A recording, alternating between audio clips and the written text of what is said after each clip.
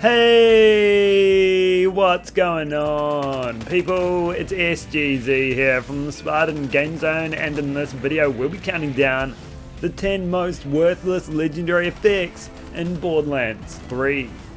I'll be letting you know what they do, why that isn't anything special, and let you know where you can get some so you can collect 10 worthless things.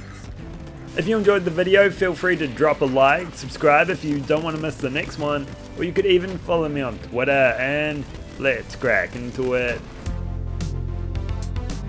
We open this countdown of the top 10 most worthless legendary effects in Borderlands 3 with the Dictator, a Blood assault rifle that can come in all the elements, and has an increased chance to drop from the Agonizer 9000 you fight in the guts of Carnivora. The Dictator at launch was a monster of a weapon, filling enemies up with lead like no other gun could. It fires either 3 or 6 bullets in a wide horizontal spread, with the option to pull out a bipod, which will significantly hamper your movement speed, but raise that projectile count to 7 or 14. Now if that sounds familiar, then that's because it is. The Dictator is a far less powerful and less accurate monarch that fires more bullets. With the monarch available, there is no reason to farm for a Dictator now, which makes it pretty much worthless. It does the same job but 4 times slower, although on a fadeaway flak damage is still good enough. That identity theft has happened to a few guns. You could even say the same for the Brainstormer thanks to the reflux, but honestly the Brainstormer is just too cool and the reflux doesn't come in shock. Up next is the Mechanic, a COV launcher that comes in non-elemental and can be obtained from the Fallen Heroes Vault card as part of the Director's Cut. The Mechanic is a joke weapon, I get that, and you know I rate it, but that doesn't stop it from being a waste of a Vault card spot. I mean, I see where they were going with it, but why couldn't it shoot cars? Instead it shoots tires, either 1 or 2, which bounce around and explode on impact. Its unique effect though is to empower you while you're inside a vehicle. As long as you have it in your hands when you hop in, you'll have double the vehicle damage and be able to run stuff over twice as hard. The thing is though, on Mayhem 10 especially, nothing comes close to dying when you ram them. Vehicles are pretty weak, and regardless of your Mayhem level, when was the last time you ever fought enemies while inside a car? I understand where they were going and I appreciate the nod to Scooter, but we could have got something better instead of a legendary that collects dust in my bank. Moving on to the Transfusion, a grenade mod which can come in each and every element, with an increased chance to drop from the Power Troopers you fight around here in Atlas HQ. The Transfusion at face value is everyone's favourite support grenade mod from Borderlands 2, but it's far from it. Its effect reads heals for 120% of health damage dealt, and heal shields for 60% of shield damage dealt. The percentage may be less depending on your role, but it essentially boils down to when you damage a health bar it'll heal your health bar, and when you damage a shield bar it'll refill your shield bar. It's kinda confusion and just plain bad. If I need health I have to find someone whose shield is depleted and chuck it at them. And if I want my shield topped up, I need to throw it at someone who has some shield left. Doing that in combat is too much effort, and the healing rate is pretty bad too. When you're tackling armored enemies, it does literally nothing. You're not dealing any damage to health or shields, so you don't get any health or shield yourself. It just falls flat on its face.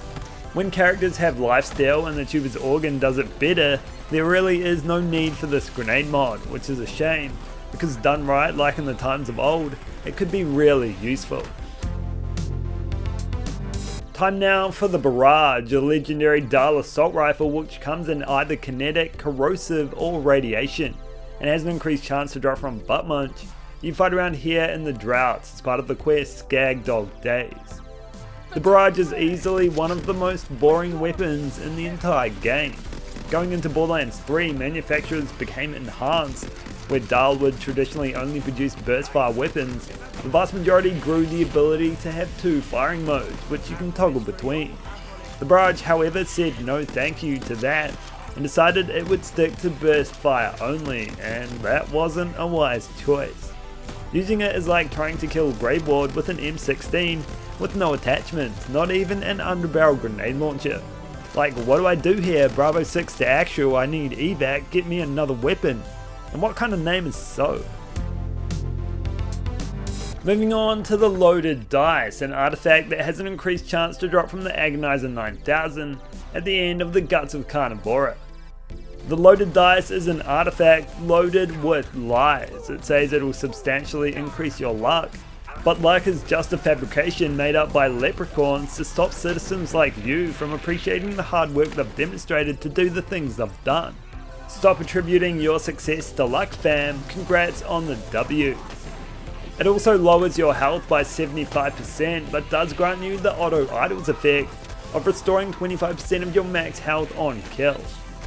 This artifact is essentially a handicap, making the game harder by taking a big chunk of your health away. Luck doesn't do anything in Borderlands 3, and it makes this artifact useless. Now for the pain is power, or embrace the pain, which can only come in fire, and both drop from the smoke show they call Hot Carl, who you fight around here in Devil's Razor. Both these weapons have incredibly similar effects that involve burning yourself alive. Yes, shooting your shot for too long will see you burn with the strength of 1,000 suns as you crumble to ash in almost an instant. In theory, the effect works. It does a great job at proccing an elemental projector artifact, but it's simply too strong for anyone to stay on their feet long enough to reap the benefits. I would like to see it fixed and made usable, but these guns haven't ever been seen as worthy of that treatment, which is a shame, especially since they are inspired by Krieg. It is time now for the Cosmic Crater, another artifact, which has an increased chance to drop from Artemis, who you fight out here in Floodmore Basin. There are a lot of base game artifacts in Borderlands 3, and 90% of them do a great job at fitting a niche, but the Cosmic Crater doesn't really do anything for you unless you like making colourful puddles on the floor. Its unique effect is to produce a random elemental puddle of trouble at your feet every time you slam, but the problem is they deal next to no damage, and hey, people move. Slamming too close to your enemies will spawn that puddle right above their heads, which scientists remain perplexed by. Slamming isn't a big feature of Borderlands 3, although the Come On and Slam Guardian rank makes it much more accessible, but even then there's nothing that will make this artifact worth your time. Moving on to the Binary Operator, a non-elemental melee wand sniper rifle that can only be obtained from Arms Race, with an increased chance to drop from this chest room. The Binary Operator, in my opinion, is the most pointless weapon in all of Borderlands 3. Its legendary effect is to hide its true damage number and only one-shot enemies if their health is below that hidden value, else it'll hit for single digits. I mean, I get the reference to its name, binary, ones and zeros, all damage or no damage, but that just doesn't do it for me. You have this gun sitting in the loot pool of some of the most powerful and difficult to farm weapons in the entire game, merely to crush your hopes and dreams when it appears above all else. I'm sold on that as its purpose, and Gearbox, I have to say, that's cold. Colder than water in a freezer. I mean ice. Up next is none other than the Rectifier, a shield that only comes in shock, and has an increased chance to drop from Moldok the Anointed around here in Floodmore Basin. It's part of the Malevolent Practice quest. The Rectifier is the worst shield in the game and kind of has you wondering what the point of it was, which is really not a good thing for a Legendary. While depleted, it will attempt to charge your enemies' phones for them with its wireless charging technology, or at least that's what it seems like, because it does hundreds of damage. When you're at your most vulnerable, the shield bares its teeth only to reveal gums. You could say it's good at proccing abilities like the Pearl or gaining rush stacks or what have you, but there is literally 1,000 ways to do that stuff, and they're all better than this shield. I don't know what it's trying to rectify, but I'm sure it's going about it the wrong way. Number 1, we are here, we made it, and sitting on that worthless throne is the Phoenix Tears, an exclusive artifact from Phoenix that you can fight around here in the Splinterlands. There's no nice way to say this, but this artifact is worthless. It serves absolutely no purpose at all. Its effect is to see you regain full health after achieving a second win during Fight for Your Life. The thing is though, the Guardian rank Resilient does that for health and shields, and is kind of useless itself because with no Guardian rank you'll get 90% of your shield back anyway. If you're farming Phoenix for a Deathless or the best sniper rifle in the game, the Malik's Bane, and you see their tears crystallize into this artifact, just leave it there, it's worth more on the ground. So that's all for this video. I hope you enjoyed it and learned of the top 10 most worthless legendary effects in all of Borderlands 3. If you did, consider dropping a like or subscribing, and I'll catch you in the next one.